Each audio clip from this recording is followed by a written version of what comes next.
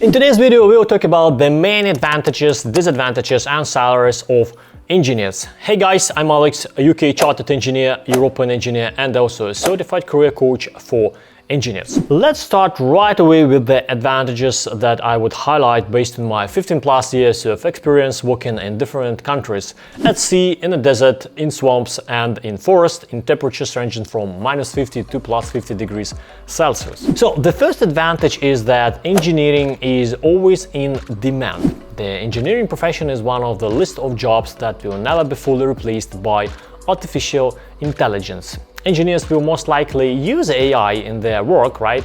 But AI will not completely replace all engineering jobs. Everything you see around you was created by engineers. Houses, bridges, roads, cars, phones, gadgets, everything. There are hundreds of different engineering professions in various industries, so everyone can find their place in this field. Another big advantage is that your expertise grows over the years. So this means that every year you become more experienced and more in demand. Even when you are 60 or 70 years old, you can still find work as a consultant. So this is different from like athletes, right? Take a football players. While they are actively playing, they are needed, they are in demand and they earn money.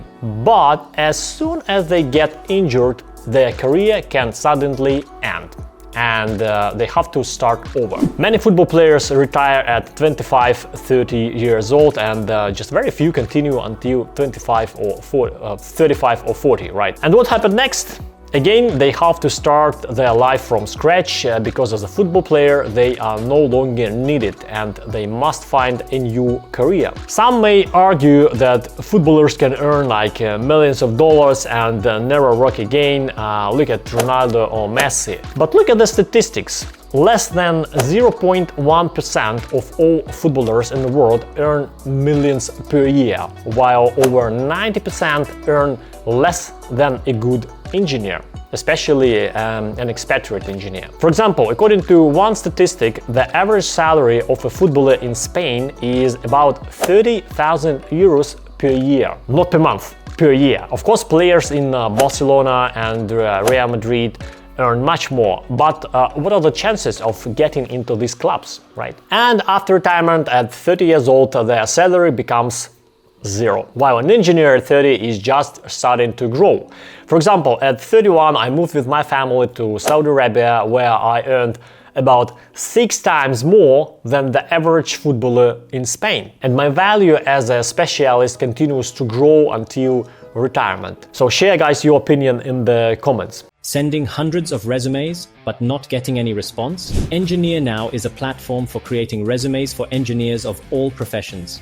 The most crucial aspect of a technical specialist's resume is their professional skills. On the EngineerNow platform, technical skills and competencies for almost all engineering professions have been manually selected, and you can add them to your resume with just one click. In today's world, most companies use AI algorithms to screen resumes, so even the format of your resume matters during the selection process. EngineerNow uses formats tested over the years on hundreds of engineers. Use what truly works. Another advantage is interesting tasks. Unfortunately, this doesn't apply to all engineering jobs and not in all countries. So sometimes you sit in an office doing boring administrative work for little pay, right? But you can also work in top research centers of leading global companies and earn a great salary. It all depends on you, right? So just like in football or any other industry. So engineers can invent things, develop new technologies, register patents, and contribute to the world's progress. The next advantage, which can also be a disadvantage for some people, is salary and its stability. If you work in a developed country for a top company and hold a good position, you can earn a stable high salary like $10,000, $20,000 or even $30,000 per month. But you can also work in less developed countries in poor companies and earn only a few $100s a month. Again, everything depends on you. So now let's talk about the main disadvantages of being an engineer. The first disadvantage is a limited income. A footballer, for example, might earn like $30,000 per year today, $100,000 next year, and $10 million the year after. There are many such cases in football. I recently read about a 20 years old Uzbek player Abdulkadir Husanov, whose market value increased to 12 million euros in just 1 year, while his previous salary was only 100,000 euros per year. So this kind of financial growth never happens to engineers, right? Earning millions of dollars per year is just a dream for most engineers. However, some engineers have managed to earn millions, such as many employees of Nvidia company, because mostly in America, big companies often give employees stock options, and as Nvidia stock price skyrocketed over the past few years, many employees became millionaires.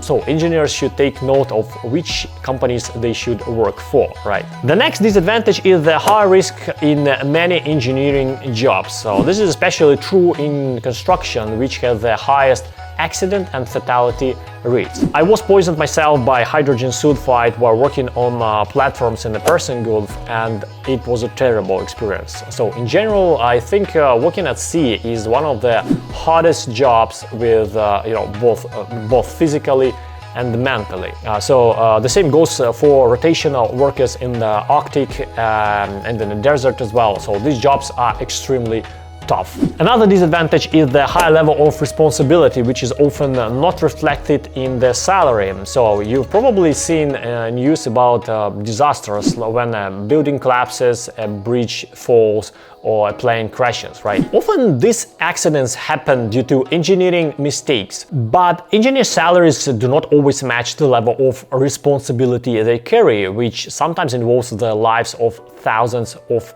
people. The next disadvantage is slow career growth. It's rare to see an engineer become a manager just 2-3 years after graduation, unless they are the boss's sons, right? Especially in large companies with thousands of employees. Engineering has its own structure, and despite 5-6 years of university education, you still need many years of work experience to become a good specialist in your field. That's why experience is the most valuable thing for an engineer. So you spend like 10-15 years of your life just to become an average engineer, which isn't the best option when compared to many other modern career opportunities. For example, I once took a course at ASO Academy. ASO stands for App Store Optimization, which is similar to SEO, but for mobile apps.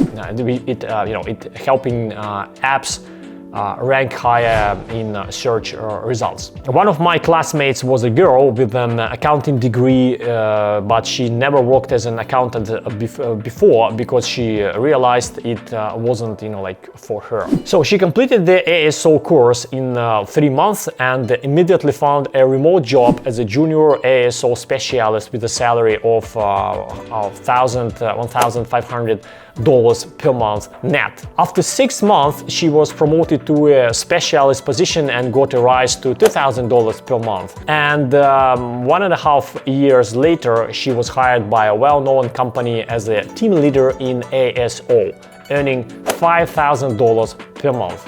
So engineers can only dream of that kind of career growth. That's it. See you next time. Bye-bye.